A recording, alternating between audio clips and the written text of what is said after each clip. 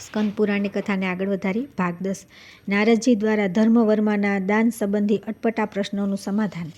નારદજી બોલ્યા કે હે વીરશ્રેષ્ઠ અર્જુન, આ પ્રમાણે પૃથ્વી પર જે પવિત્ર તીર્થસ્થાન છે તે બધાના દર્શન કરતો રહીને હું સંપૂર્ણ પૃથ્વી પર ફરતો ફરતો ભૃગુ ઋષિના આશ્રમ પર ગયો, જ્યાં શ્રેષ્ઠ અને પવિત્ર નર્મદા નદી વહે છે, જેનું સ્મરણ 7 કલ્પો સુધી પુણ્ય ફળ આપનારું છે। નર્મદા મહાન પુણ્યપ્રદ, પવિત્ર, સર્વતીર્થમયી તથા કલ્યાણકારી છે। તે પોતાના નામોના કીર્તન માત્રથી પવિત્ર કરી દે છે। દર્શન કરવાથી તો તે વિશેષ પુણ્યપ્રદ થાય છે। હે કુંતી નંદન, નર્મદામાં સ્નાન કરવાથી જીવ બધા પાપોથી મુક્ત થઈ જાય છે। જેમ પિંગલા નામવાળી નાડી શરીરની મધ્યમાં સ્થિત છે, એ જ પ્રમાણે આ નર્મદા બ્રહ્માંડરૂપી શરીરના તે જ સ્થાનમાં સ્થિત છે। ત્યાં નર્મદામાં સર્વ પાપનાશક શુક્લ તીર્થ છે, જ્યાં સ્નાન કરવાથી બ્રહ્મહત્યા નષ્ટ થઈ જાય છે। હે અર્જુન, તે શુક્લ તીર્થની પાસે નર્મદાના ઉત્તર તટે ભૃગુમુનિનું આશ્રમ મંડળ છે, જેમાં 3 વેદોના વિદ્વાન બ્રાહ્મણો રહીને તેની શોભા વધારે છે। ઋગ્વેદ, સામવેદ અને યજુર્વેદના મંત્રોથી ત્યાંની બધી દિશાઓ ગુંજતી રહે છે। મુનિ શ્રેષ્ઠ ભૃગુ જ્યાં બિરાજમાન હતા તે સ્થાન પર હું પણ ગયો।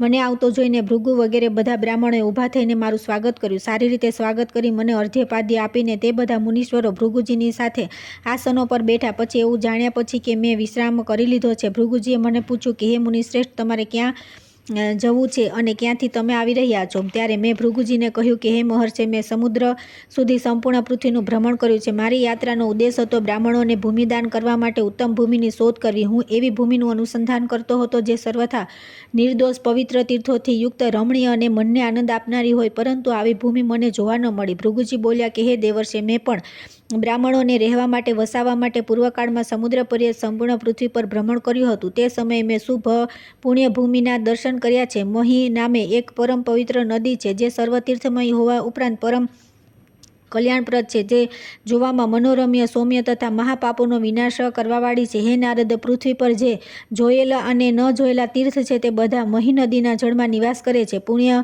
પ્રદાન કરનારી મહી નદીનું જ્યાં સમુદ્રમાં સંગમ થાય છે, ત્યાં સ્તંભ નામનું તીર્થ છે, જે 3 લોકમાં વિખ્યાત છે। તેમાં જે મનુષ્યો સ્નાન કરે છે તેઓ બધા પાપોથી મુક્ત થઈ જવાના કારણે યમરાજ પાસે જતા નથી। મેં કહ્યું કે હે ભૃગુજી, તમે અને હું બંને મહી નદીના તટ પર જઈશું અને તે ઉત્તમ સ્થાનમાં દર્શન કરીશું। મારી વાત સાંભળીને ભૃગુજી મારી સાથે તે પરમ પવિત્ર મહી નદીના તટના દર્શન કરવા માટે આવ્યા। તે જોઈને હું બહુ પ્રસન્ન થયો, મારા સંપૂર્ણ શરીરમાં રોમાંચ થઈ આવ્યો અને મેં હર્ષ સહિત ગદગદ વાણીમાં ભૃગુજીને કહ્યું કે હે બ્રહ્મણ, તમારી કૃપાથી હું સ્થાનને બહુ જ ઉત્તમ બનાવીશ। હવે તમે તમારા આશ્રમ પર પધારો, હું આગળના કાર્ય પર વિચાર કરીશ।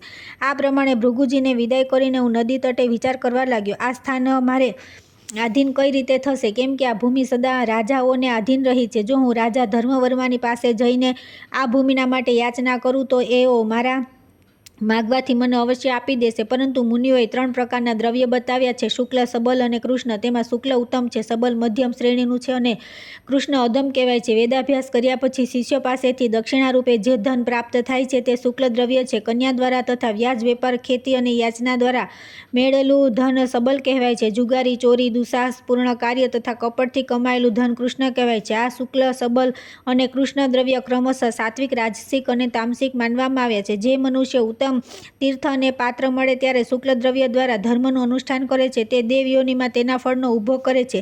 જે રાજસ ભાવથી સબલ ધન દ્વારા યાચકોને દાન આપે છે, તે તેનો ઉપભોગ મનુષ્ય યોનિમાં કરે છે। જે તમોગુણથી આવૃત થઈને કૃષ્ણ ધન દ્વારા દાન કરે છે, તે નરાધમ મૃત્યુ પછી તિર્યક યોનિમાં જઈને તેના ફળનો ઉપભોગ કરે છે। આ દ્રષ્ટિથી મારી યાચનાથી મળેલું ધન રાજસ હશે। આ વાત સ્પષ્ટ છે। જો બ્રાહ્મણ ભાવે જોઈને રાજા પાસે દાનની યાચના કરું છું તો તે પણ દાન હોવાના કારણે મને બહુ કષ્ટપ્રદ લાગે છે। આ રાજ પ્રતિગ્રહ બહુ ભયંકર છે, સ્વાદમાં તો મધ જેવો છે, પરંતુ પરિણામમાં વિષતુલ્ય છે। પ્રતિગ્રહ યુક્ત બ્રાહ્મણ નરકમાં જાય છે, તેથી હું આ પ્રતિગ્રહ રૂપી પાપથી અલગ છું। ત્યારે દાન અને યાચના આ બેમાંથી કોઈ એક ઉપાય દ્વારા આ સ્થાન પોતાના અધિકારમાં કરું, આ વાતનો હું વારંવાર વિચાર કરવા લાગ્યો। હે અર્જુન, એ જ સમયે મહી અને સમુદ્રના સંગમમાં સ્નાન કરવા માટે ત્યાં કેટલાક ઋષિમુનિ આવી પહોંચ્યા। મેં એમને પૂછ્યું કે હે મહાત્માઓ, તમે લોકો ક્યાંથી આવ્યા છો? ત્યારે તેઓ મને પ્રણામ કરીને બોલ્યા કે હે મુનિ, અમે લોકો સૌરાષ્ટ્ર પ્રદેશમાં રહીએ છીએ, જ્યાંના રાજા ધર્મવર્મા છે। રાજા ધર્મવર્માએ દાનનું તત્વ જાણવાની ઈચ્છાથી ઘણા વર્ષો સુધી તપસ્યા કરી। ત્યારે આકાશવાણીએ તેમને એક શ્લોક કહ્યો છે, તે આ પ્રમાણે છે, સાંભળો। દ્વિહેતુ ષડધિષ્ઠાન ષડકમ ત દ્વિપાકયુક્તમ ચતુષ્પ્રકારમ ત્રિવિધમ ત્રિનાશમ દાનમ ઉચ્યતે. દાનના 2 હેતુ, 6 અધિષ્ઠાન, 6 અંગ, 2 પ્રકારના પરિણામ, 4 પ્રકારના 3 ભેદ અને 3 વિનાશ સાધન છે એવું કહેવાય છે. આ માત્ર એક શ્લોકી કહીને આકાશવાણી મૌન થઈ ગઈ. હે નારદજી, રાજાએ પૂછવા છતાં આકાશવાણી આ શ્લોકનો અર્થ ન કહ્યો. ત્યારે મહારાજ ધર્મવર્માએ ઢંઢોરો પીટાવીને એવી ઘોષણા કરાવી કે જે મારી તપસ્યા દ્વારા પ્રાપ્ત થયેલા શ્લોકની યથાર્થ વ્યાખ્યા કરી આપશે તેને હું 7 લાખ ગાયો એટલી સોના મહરો તથા 7 ગામ આપીશ. ઢંઢેરા દ્વારા રાજાની આ મહાન ઘોષણા સાંભળીને અનેક દેશોના ઘણા બ્રાહ્મણો ત્યાં ગયા. હે નારદજી, અમે પણ ધનના લોભથી ત્યાં ગયા હતા, પરંતુ શ્લોક સમજાય એવો ન હોવાના કારણે તેની વ્યાખ્યા કર્યા વિના પાછા આવ્યા છીએ અને તીર્થયાત્રામાં જઈએ છીએ. હે અર્જુન, તે મહાત્માઓની વાત સાંભળીને હું બહુ પ્રસન્ન થયો અને તેમને વિદાય કરીને વિચારવા લાગ્યો કે ઓહો, આ સ્થાનની પ્રાપ્તિ માટે મને ઉત્તમ ઉપાય મળી ગયો, એમાં શંકા નથી. શ્લોકની વ્યાખ્યા કરી વિદ્યાની કિંમત કરીને હું રાજા પાસેથી સ્થાન અને ધન બેઉ પ્રાપ્ત કરીશ. આવું કરવાથી મારે ધન માગવું નહીં પડે. હવે મારો મનોરથ સિદ્ધ થઈ ગયો. જોકે આ શ્લોક બહુ અઘરો છે, છતાં હું આનો અર્થ સારી રીતે જાણું છું. હે કુંતીનંદન, આવો વિચાર કરીને મને બહુ હર્ષ થયો. પછી તે મહાસાગર સંગમ તીર્થને વારંવાર પ્રણામ કરીને હું ત્યાંથી નીકળ્યો અને વૃદ્ધ બ્રાહ્મણનું રૂપ લઈને રાજા ધર્મવર્મા પાસે પહોંચી ગયો. ત્યાં જઈને મેં રાજાને આ પ્રમાણે કહ્યું કે હે નરેન્દ્ર, મારી પાસે શ્લોકની વ્યાખ્યા સાંભળો અને એના બદલામાં તમે જે આપવાની જાહેરાત કરી છે તે મને આપો. આ પ્રમાણે કહેવાથી રાજા બોલ્યા કે આવી વાત તો ઘણા શ્રેષ્ઠ બ્રાહ્મણો કરી ચૂક્યા છે, પરંતુ કોઈ આ શ્લોકનો વાસ્તવિક અર્થ બતાવી શક્યો નથી. દાનના તે 2 હેતુ ક્યાં છે? 6 અધિષ્ઠાન ક્યાં છે? 6 અંગો ક્યાં છે? 2 ફળ ક્યાં માનવામાં આવ્યા છે? આ 4 પ્રકારના અને 3 ભેદ ક્યાં ક્યાં છે? તથા દાનના 3 વિનાશ સાધન ક્યાં ક્યાં બતાવવામાં આવ્યા છે? આ બધું સ્પષ્ટ રૂપે વર્ણન કરો. હે વિપ્રવર, જો આ 7 પ્રશ્નોને તમે સારી રીતે સ્પષ્ટ કરીને બતાવી શકશો તો હું તમને 7 લાખ ગાયો એટલી સોના મહરો તથા 7 ગામ આપી દઈશ. જો ન બતાવી શક્યા તો ખાલી હાથે ચાલ્યા જજો. હે અર્જુન, તેમના આ પ્રમાણે કહ્યા પછી સૌરાષ્ટ્રના રાજા ધર્મવર્માને મેં કહ્યું કે હે રાજન, દાનના જે 2 હેતુ છે તે સાંભળો. દાન થોડું હોય કે વધારે તે અભ્યુદયનું કારણ નથી, બલકે શ્રદ્ધા અને શક્તિ જ બંનેની વૃદ્ધિ અને ક્ષયમાં કારણ હોય છે. આમાંથી શ્રદ્ધા વિશે એ શ્લોકો છે: શરીરને બહુ ક્લેશ આપવાથી ધનના ઢગલાઓથી સૂક્ષ્મ ધર્મની પ્રાપ્તિ થતી નથી. શ્રદ્ધા ધર્મ અને અદ્ભુત તપ છે. શ્રદ્ધા જ સ્વર્ગ અને મોક્ષ છે તથા શ્રદ્ધા જ આ સંપૂર્ણ જગત છે. જો કોઈ શ્રદ્ધા વિના જ પોતાનું સર્વસ્વ આપી દે અથવા પોતાનું જીવન ન્યોછાવર કરી દે તો પણ તેને કોઈ ફળ મળતું નથી. તેથી દાતાએ શ્રદ્ધાળુ થવું જોઈએ. શ્રદ્ધા દ્વારા ધર્મની સાધના થઈ શકે છે, ધનના મોટા ઢગલાથી નહીં. કેમ કે અંકિંચન ઋષિમુનિ શ્રદ્ધાળુ હોવાના કારણે સ્વર્ગલોકમાં ગયા છે. દેહધારીઓમાં તેમના સ્વભાવ અનુસાર શ્રદ્ધા 3 પ્રકારની હોય છે: સાત્વિક, રાજસી અને તામસી.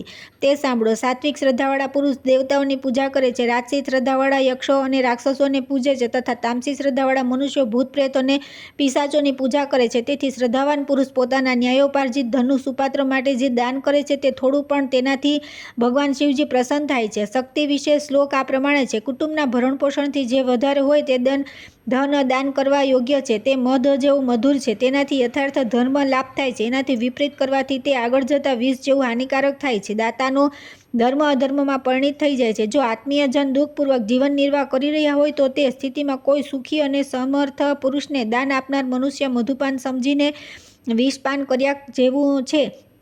તે ધર્મને અનુકૂળ નહીં, પ્રતિકૂળ છે. જે ભરણપોષણ કરવા યોગ્ય વ્યક્તિઓને કષ્ટ આપીને કોઈ મૃત વ્યક્તિને માટે શ્રાદ્ધ કરે છે તેનું તે શ્રાદ્ધ તેના જીવતા કે મર્યા પછી પણ તેના દુઃખનું કારણ બને છે. જે અત્યંત તુચ્છ હોય અથવા જેના પર સૌ કોઈનો અધિકાર હોય તે વસ્તુ સામાન્ય કહેવાય છે. ક્યાંકથી માગીને લાવેલી વસ્તુને યચિત કહે છે. ધરોહરનું બીજું નામ ન્યાસ છે. બંધક મૂકેલી વસ્તુને આધિ કહે છે અને આપેલી વસ્તુ દાન કહેવાય છે. દાનમાં મળેલી વસ્તુને ધનદાન કહે છે. જે ધન કોઈને ત્યાં થાપણ મૂકેલું હોય અને રાખનારે તેને ફરી બીજાને ત્યાં મૂકી દીધું હોય તેને અનવાહિત કહે છે. જેને કોઈના વિશ્વાસ પર તેને ત્યાં મૂકી દેવામાં આવે તે ધન નિષિક્ત કહેવાય છે. વંશજો હોવા છતાં બધું જ બીજાઓને આપી દેવું સાન્વય સર્વસ્વ દાન કહેવાય છે. વિદ્વાન પુરુષોએ આપત્તિકાળમાં પણ ઉપર જણાવ્યા મુજબની 9 પ્રકારની વસ્તુઓનું દાન ન કરવું જોઈએ. જે પૂર્વોક્ત 9 વસ્તુનું દાન કરે છે તે મૂર્ખ મનુષ્ય પ્રાયશ્ચિતનો ભાગી થાય છે. હે રાજન, આ દાનના 2 હેતુ બતાવવામાં આવ્યા છે. હવે અધિષ્ઠાનોનું વર્ણન સાંભળો. દાનના 6 અધિષ્ઠાન છે: ધર્મ, અર્થ, કામ, લજ્જા, હર્ષ અને ભય. હંમેશા કોઈ પ્રયોજનની ઈચ્છા વિના માત્ર ધર્મબુદ્ધિથી સુપાત્ર વ્યક્તિઓને દાન આપવામાં આવે છે તેને ધર્મદાન કહે છે. મનમાં કોઈ પ્રયોજન રાખી પ્રસંગવશ જે કાંઈ આપવામાં આવે તેને અર્થદાન કહે છે. તે આ લોકમાં જ ફળ આપનારું છે. સ્ત્રી સમાગમ, સુરાપાન, શિકાર અથવા જુગારના પ્રસંગમાં અનઅધિકારી મનુષ્યોને જે કંઈ આપવામાં આવે છે તે કામદાન કહેવાય છે. ભરી સભામાં યાચકોના માગવાથી લજ્જાવશ આપવાની પ્રતિજ્ઞા કરીને તેમને જે આપવામાં આવે છે તે લજ્જાદાન છે. કોઈ પ્રિય કાર્ય જોઈને અથવા પ્રિય સમાચાર સાંભળીને હર્ષિત થઈને જે આપવામાં આવે છે તેને વિદ્વાનો હર્ષદાન કહે છે. નિંદા, અનર્થ અને હિંસા નિવારણ માટે અનુપકારી વ્યક્તિઓને વિવશ થઈને જે કંઈ આપવામાં આવે છે તેને ભયદાન કહે છે. આ પ્રમાણે દાનના 6 અધિષ્ઠાન બતાવવામાં આવ્યા છે. હવે તેના 6 અંગોનું વર્ણન સાંભળો. દાતા, પ્રતિગ્રહિતા, શુદ્ધિ, ધર્મયુક્ત, આપવા જેવી વસ્તુ, દેશ અને કાળ આ દાનના 6 અંગ માનવામાં આવ્યા છે. દાતા નિરોગ, ધર્માત્મા, આપવાની ઈચ્છા રાખનાર, વ્યસન રહિત, પવિત્ર તથા સદા અનિંદનીય કર્મથી આજીવિકા ચલાવનાર હોવો જોઈએ. આ 6 ગુણો ધરાવનાર ઉત્તમ દાતા કહેવાય છે. સરળતા રહિત, શ્રદ્ધાહીન, દુષ્ટાત્મા, દુર્વ્યસની, જૂઠી પ્રતિજ્ઞા કરનાર તથા વધારે સૂઈ રહેનાર દાતા તમોગુણ અને અધમ છે. જેના કુળ, વિદ્યા અને આચાર ત્રણેય ઉજ્જવળ હોય, જીવન નિર્વાહની વૃત્તિ પણ શુદ્ધ અને સાત્વિક હોય, જે દયાળુ, જીતેન્દ્રિય તથા યોનિદોષથી મુક્ત હોય, તે બ્રાહ્મણ દાન માટે ઉત્તમ પાત્ર, દાન માટે સર્વોત્તમ અધિકારી છે. યાચકોને જોઈને પ્રસન્ન થનાર, તેમના પ્રત્યે હાર્દિક પ્રેમ થવો, તેમનો સત્કાર કરવો તથા તેમનામાં દોષદ્રષ્ટિ ન રાખવી, આ બધા સદ્ગુણો દાનમાં શુદ્ધિપ્રદ માનવામાં આવ્યા છે. જે ધન કોઈને સતાવીને ન લાવવામાં આવ્યું હોય, અતિ ક્લેશ ઉઠાવ્યા વિના સ્વપ્રયત્નથી પ્રાપ્ત કરેલું હોય, તે થોડું હોય કે અધિક, તે જ આપવા યોગ્ય છે. કોઈની સાથે કોઈ ધાર્મિક ઉદ્દેશ માટે વસ્તુ આપવામાં આવે છે તેને ધર્મયુક્ત દેય આપવા યોગ્ય કહે છે. જો આપવા યોગ્ય વસ્તુ ઉક્ત વિશેષતાઓ રહિત હોય તો તેને દાનથી કોઈ ફળ મળતું નથી. જે દેશ અથવા કાળમાં જે પદાર્થોનો અભાવ હોય તે પદાર્થનું દાન કરવા યોગ્ય, તે દેશ અને કાળ શ્રેષ્ઠ છે, બીજા નહીં. આ પ્રમાણે દાનના 6 અંગ બતાવવામાં આવ્યા છે. હવે દાનના 2 પ્રકારના ફળનું વર્ણન સાંભળો. વિદ્વાનોએ દાનના 2 ફળ બતાવ્યા છે. તેમનામાંથી એક તો પરલોકના માટે હોય છે અને એક આ લોકના માટે. શ્રેષ્ઠ પુરુષોને જે કંઈ આપવામાં આવે છે તેને પરલોકમાં ઉપભોગ થાય છે અને અસત પુરુષોને કંઈ આપવામાં આવે છે તે દાન અહીં જ ભોગવાઈ જાય છે. આ 2 પરિમાણ કહ્યા છે. હવે દાનના 4 પ્રકારોનું શ્રવણ કરો. ધ્રુવ, ત્રિક, કામ્ય અને નૈમિતિક. આ ક્રમ પ્રમાણે વૈદિક દાન માર્ગને 4 પ્રકારનો કહ્યો છે. કૂવો ખોદાવો, બગીચો બનાવો તથા તળાવ બંધાવવું વગેરે કાર્યોમાં જે સાર્વજનિક ઉપયોગમાં આવે છે તેમાં ધન વાપરવું એ ધ્રુવ કહેવાય છે. દરરોજ જે કંઈ આપવામાં આવે છે તે નિત્ય દાનને ત્રિક કહે છે. સંતાન, વિજય, ઐશ્વર્ય, સ્ત્રી અને બળ વગેરેના માટે તથા ઈચ્છાઓની પૂર્તિ માટે જે દાન આપવામાં આવે છે તે કામ્ય કહેવાય છે. નૈમિતિક દાન 3 પ્રકારનું છે. તે હોમ રહિત હોય છે. જે ગ્રહણ અથવા સંક્રાંતિ કાળની અપેક્ષાએ દાન કરવામાં આવે છે તે કાલાપેક્ષ નૈમિતિક દાન છે. શ્રાદ્ધ વગેરે ક્રિયાઓની અપેક્ષાએ જે દાન કરવામાં આવે છે તે ક્રિયાપેક્ષ નૈમિતિક દાન છે. તથા સંસ્કાર અને વિદ્યા અધ્યયન વગેરે ગુણોની અપેક્ષા રાખીને જે દાન આપવામાં આવે છે તે ગુણાપેક્ષ નૈમિતિક દાન છે. આ પ્રમાણે દાનના 4 પ્રકાર છે. હવે તેના 3 ભેદોની વ્યાખ્યા કરવામાં આવે છે. 8 વસ્તુઓનું દાન ઉત્તમ છે. વિધિ અનુસાર કરેલા 4 દાન મધ્યમ છે અને બાકીના કનિષ્ઠ માનવામાં આવ્યા છે. આ જ 3 પ્રકારનું દાન છે જેને વિદ્વાનો જાણે છે. ઘર, મંદિર અથવા મહેલ, વિદ્યા, ભૂમિ, ગાય, કૂવો અને પ્રાણ અને સુવર્ણ આ વસ્તુઓનું દાન બીજી વસ્તુઓથી ઉત્તમ છે. અન્ન, બગીચા, વસ્ત્ર તથા અશ્વ વગેરે વાહન આ મધ્યમ શ્રેણીના દ્રવ્યોને આપવાથી મધ્યમ શ્રેણીનું દાન માનવામાં આવે છે. પગરખાં, વાસણ, છત્રી, દહીં, મધ, આસન, દીવો, કાષ્ઠ અને પથ્થરના દાનને વિદ્વાનો કનિષ્ઠ દાન કહે છે. આ દાનના 3 ભેદ છે. હવે દાનશાનના 3 કારણોને સાંભળો. જે આપીને પાછળથી પશ્ચાતાપ કરવામાં આવે તે કુપાત્રને આપવામાં આવે તથા જે શ્રદ્ધા વિના આપવામાં આવે તે દાન નિષ્ફળ દાન છે. પશ્ચાતાપ, અપાત્રતા અને અશ્રદ્ધા આ 3 દાન નાશક છે. જો દાન આપીને પશ્ચાતાપ થાય તો આસુરી દાન છે, જે નિષ્ફળ માનવામાં આવે છે. અશ્રદ્ધાથી જે કંઈ આપવામાં આવે છે તે રાક્ષસ દાન છે. આ પણ વ્યર્થ જ છે. બ્રાહ્મણને ધમકાવીને કે અપશબ્દો સંભળાવીને જે દાન આપવામાં આવે છે અથવા જે દાન આપ્યા પછી બ્રાહ્મણને કહી બતાવવામાં આવે છે તે પિશાચ દાન માનવામાં આવે છે અને તેને પણ નિષ્ફળ જ માનવું જોઈએ. આ 3 ભાવ દાન નાશક છે. હે રાજન, આ પ્રમાણે 7 પદોમાં બંધાયેલું જે દાનનું આ ઉત્તમ મહાત્મય છે તે મેં તમને કહ્યું. ધર્મવર્મા બોલ્યા, આજે મારો જન્મ સફળ થયો. આજે મને મારી તપસ્યાનું ફળ મળી ગયું. હે યશસ્વી પુરુષોમાં શ્રેષ્ઠ મહર્ષિ, આજે તમે મને કૃતાર્થ કરી દીધો. વિદ્યા ભણીને જો મનુષ્ય દુરાચારી થઈ ગયો તો તેનું સંપૂર્ણ જીવન વ્યર્થ છે. ઘણું દુઃખ વેઠીને જે પત્ની પ્રાપ્ત કરવામાં આવી તે જો કટુ બોલનારી નીકળી તો તે વ્યર્થ છે. દુઃખ વેઠીને જે કૂવો બનાવવામાં આવ્યો તેનું પાણી જો ખરું નીકળે તો તે પણ નિરર્થક છે. તથા અનેક પ્રકારના ક્લેશો સહન કર્યા પછી જે મનુષ્ય જન્મ મળ્યો મળ્યો તો જે ધર્માચરણ વિના પસાર થઈ જાય તો તે પણ વ્યર્થ જ સમજવો જોઈએ. એ જ પ્રમાણે મારી તપસ્યા પણ વ્યર્થ થઈ ગઈ, તે તમે આજે સફળ બનાવી દીધી. તમને નમસ્કાર છે. સમસ્ત બ્રાહ્મણોને વારંવાર નમસ્કાર છે. પૂર્વકાળમાં ભગવાન વિષ્ણુ વૈકુંઠ ધામમાં આવેલા સનકાદિ કુમારોને એ યથાર્થ જ કહ્યું હતું કે હું યજમાનના યજ્ઞ મંડપમાં પોતાના અગ્નિરૂપી મુખ દ્વારા ઘીમાં ડૂબાડેલી આહુતિ પ્રાપ્ત કરીને પણ તેને એટલી જ તૃપ્તિપૂર્વક ખાતો નથી જેટલી મને પોતાના કર્મફળ સમર્પિત કરીને પ્રસન્ન થનારા બ્રાહ્મણના મુખેથી ભોજન કરતાં એક એક ગ્રાસમાં તૃપ્તિ થાય છે. તેથી મેં મારા વ્યવહારથી જો ક્યારેય બ્રાહ્મણોનું અપ્રિય કર્યું હોય તો તે સર્વના સ્વામી એવા બ્રાહ્મણો કૃપાપૂર્વક મને ક્ષમા કરે. હે મુનિ, તમે કોણ છો? તમે કોઈ સામાન્ય વ્યક્તિ નથી. હું તમારા ચરણોમાં મસ્તક મૂકીને પ્રસન્ન કરવા ઈચ્છું છું. કૃપા કરી પોતાનો પરિચય આપો. રાજા ધર્મવર્માના આ પ્રમાણે કહેવાથી તે સમયે મેં મારો પરિચય આ પ્રમાણે આપ્યો. હે નૃપ શ્રેષ્ઠ, હું દેવર્ષિ નારદ છું.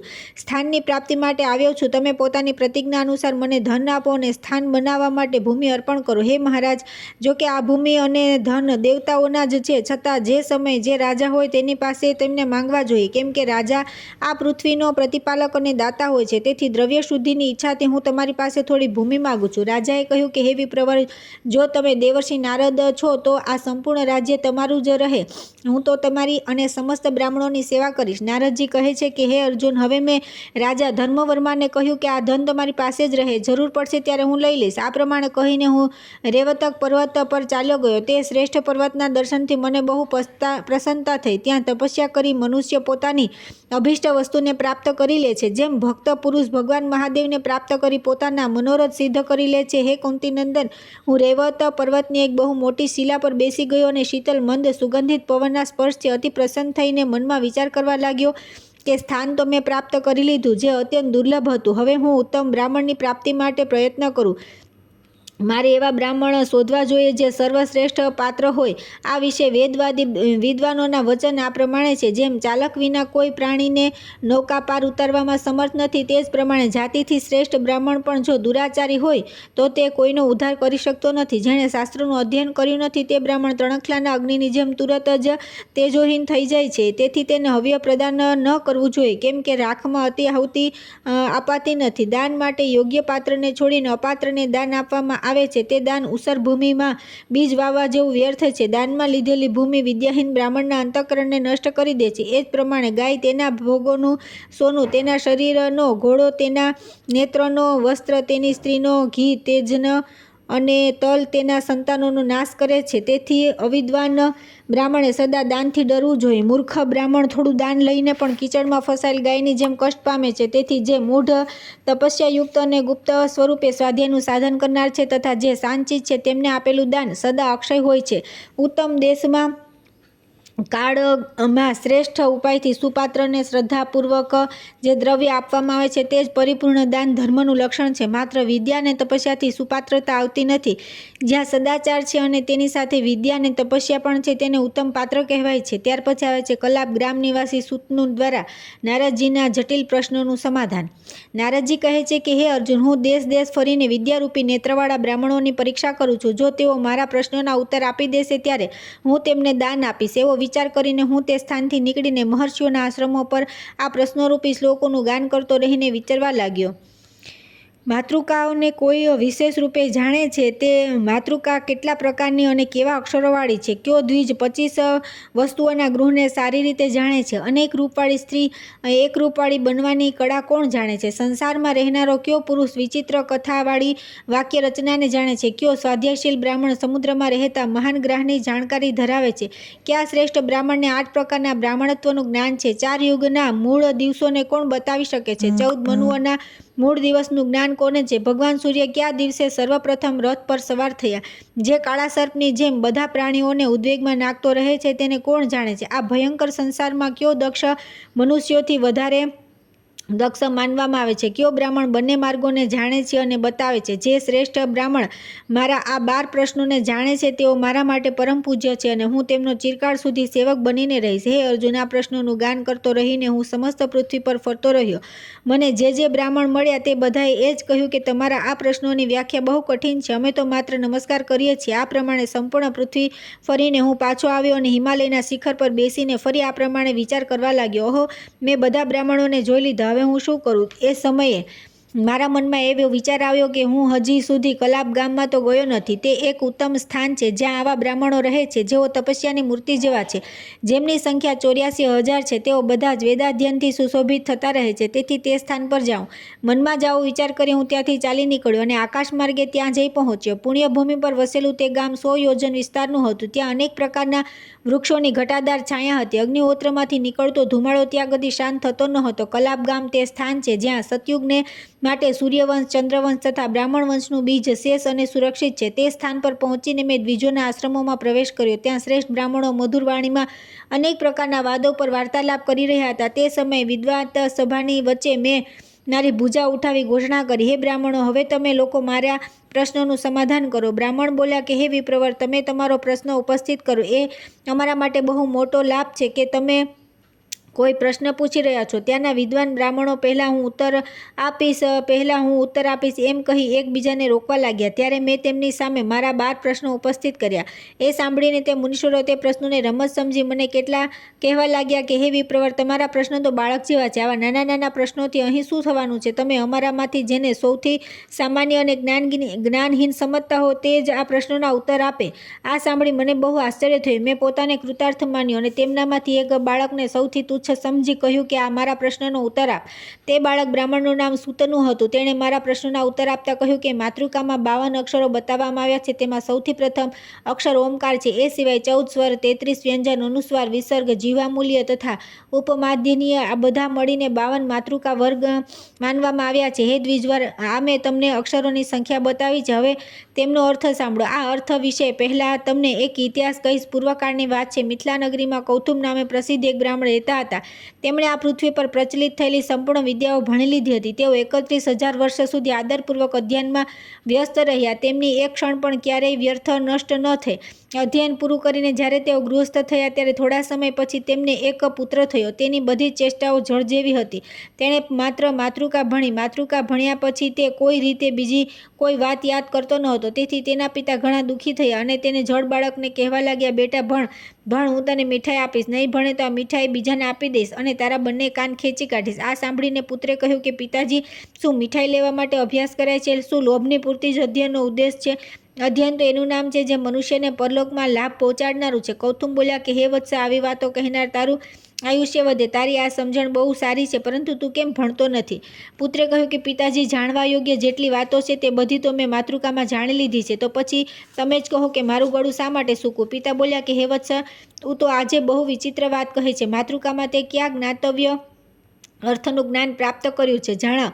હું તારી વાત ફરી સાંભળવા ઈચ્છું છું. પુત્રે કહ્યું કે હે પિતાજી, તમે 31,000 વર્ષો સુધી અનેક પ્રકારના તર્કોનું અધ્યયન કરીને પણ મનમાં માત્ર ભ્રમની સાધના કરી લીધી છે. આ ધર્મ છે, આ ધર્મ છે એવું કહીને શાસ્ત્રોમાં જે ધર્મ બતાવવામાં આવ્યો છે તેમાં બુદ્ધિમાં ભ્રાંતિ પેદા થઈ જાય છે. તમે ઉપદેશને માત્ર વાંચો છો, તેના વાસ્તવિક અર્થની જાણકારી ધરાવતા નથી. જે બ્રાહ્મણ માત્ર પાઠ કરે છે તે અર્થ સમજતો નથી. તે 2 પગવાળા પશુ છે.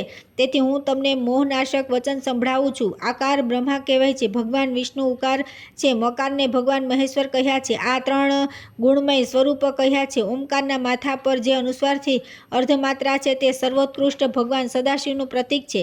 આ છે ઓમકારનો મહિમા, જેનું વર્ણન કરોડો ગ્રંથો દ્વારા 10,000 વર્ષે પણ થઈ શકે એમ નથી. ફરી જે માતૃકાનો સારસ્વત બતાવવામાં આવ્યો છે તે સાંભળો. આકારથી ઔકાર સુધી જે 14 સ્વર છે તે 14 મનુસ્વરૂપ છે. સ્વયંભૂ, સ્વરોચિષ, ઔતમ, રેવસ, તામસ, છઠ્ઠા ચાક્ષુષ, 7મા વૈવસ જે અત્યારે વર્તમાન છે. સાવરણી, બ્રહ્મ સાવરણી, રુદ્ર સાવરણી, દક્ષ સાવરણી, ધર્મ સાવરણી, રોચ્ય તથા ભૌત્ય આ 14 મનુ છે. શ્વેત, પાંડુ, લોહિત, તામ્ર, પિત્ત, કપિલ, કૃષ્ણ, શ્યામ, ધૂમ, વધારે પિંગલ, થોડા પિંગલ, તિરંગા, બહુરંગા તથા કબરા ક્રમશઃ 14 મનુઓના રંગ છે. હે પિતાજી, વૈવસ્વ મનુ રૂકાર સ્વરૂપ છે. તેમનો રંગ કાળો બતાવ્યો છે. ક થી લઈને હ સુધી 33 દેવતા છે. ક થી ઠ સુધી તો 12 આદિત્ય માનવામાં આવ્યા છે. ડ થી બ સુધી જે અક્ષર છે તે 11 રુદ્ર છે. ભ થી સ સુધી 8 વસુ માનવામાં આવ્યા છે. સ અને હ આ 2 અશ્વિની કુમાર બતાવ્યા છે. આ પ્રમાણે 33 દેવતા કહેવામાં આવ્યા છે. હે પિતાજી, અનુસ્વાર, વિસર્ગ, જીવામૂલ્ય અને ઉપધામનીય મહાપ્રાણ, વિસર્ગ આ 4 અક્ષર, જરાયુજ, અંડજ, સ્વેદજ અને ઉદ્ભિજ નામે 4 પ્રકારના જીવ બતાવવામાં આવ્યા છે. પિતાજી, આ ભાવાર્થ બતાવવામાં આવ્યો છે. હવે તત્વાર્થ સાંભળો. જે પુરુષ આ દેવતાઓનો આશ્રય લઈને કર્મના અનુષ્ઠાનમાં તત્પર થાય છે તેઓ જ અર્ધમાત્રા સ્વરૂપ નિત્યપદમાં લીન થાય છે.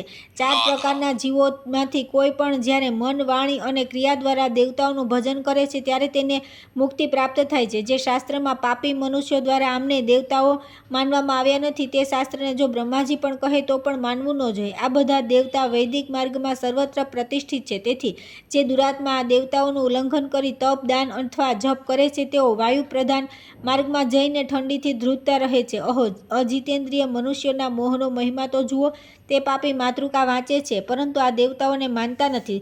સૂતનું કહે છે કે પુત્રની આ વાત સાંભળીને પિતાને બહુ આશ્ચર્ય થયું. તેમણે બીજા પણ ઘણા પ્રશ્નો પૂછ્યા. પુત્રે પણ તેમના પ્રશ્નો અનુસાર યથાર્થ ઉત્તર આપ્યો કે હે મુનિ, મેં પણ તે જ પ્રમાણે તમારા માતૃકા સંબંધી ઉત્તમ પ્રશ્નનું સમાધાન કર્યું છે. હવે 25 વસ્તુઓથી બનેલા ગૃહ સંબંધી બીજા પ્રશ્નોના ઉત્તર સાંભળો. 5 મહાભૂત, 5 કર્મેન્દ્રિયો, 5 જ્ઞાનેન્દ્રિયો, 5 વિષય, મન, બુદ્ધિ, અહંકાર, પ્રકૃતિ અને પુરુષ આ 25 તત્વ છે. 25મું તત્વ પુરુષ છે જે સદાશિવ સ્વરૂપ છે. આ 25 તત્વોથી સંપન્ન થયેલું આ શરીર જ ઘર કહેવાય છે. જે આ શરીરને આ પ્રમાણે તત્વથી જાણે છે તે કલ્યાણમય પરમાત્માને પ્રાપ્ત થાય છે. વેદાંતવાદી વિદ્વાન બુદ્ધિને જ અનેક રૂપવાળી સ્ત્રી કહે છે કેમ કે તે વિવિધ પ્રકારના વિષયો અથવા પદાર્થોનું સેવન કરવાથી તે અનેક રૂપ ગ્રહણ કરે છે. પરંતુ અનેક રૂપ હોવા છતાં પણ તે એકમાત્ર ધર્મના સંયોગથી એકરૂપ જ રહે છે.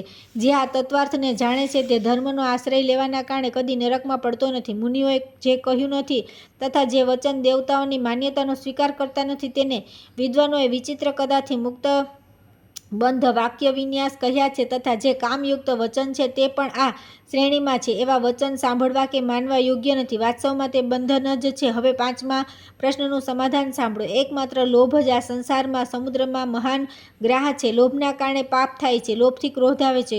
લોભથી કામના થાય છે. લોભથી મોહ અને માયા, અભિમાન, જડતા, બીજાના ધનની સ્પૃહા, અવિદ્યા અને મૂર્ખતા આવે છે. આ બધું લોભથી જ પેદા થાય છે. બીજાના ધનનું અપહરણ, પરાઈ સ્ત્રી સાથે બળાત્કાર, બધી પ્રકારના દુસ્સાહસમાં પ્રવૃત્તિ તથા ન કરવા યોગ્ય કાર્યોનું અનુષ્ઠાન પણ લોભની પ્રેરણાથી થાય છે. પોતાના મનને જીતનારા સંયમી પુરુષે લોભને મોહ સહિત જીતી લેવો જોઈએ. જેઓ લોભી અને અજિતાત્મા છે તેમનામાં દંભ, દ્રોહ, નિંદા, ચાડી અને બીજાઓ સાથે દ્વેષ આ બધા દુર્ગુણ પ્રગટ થાય છે.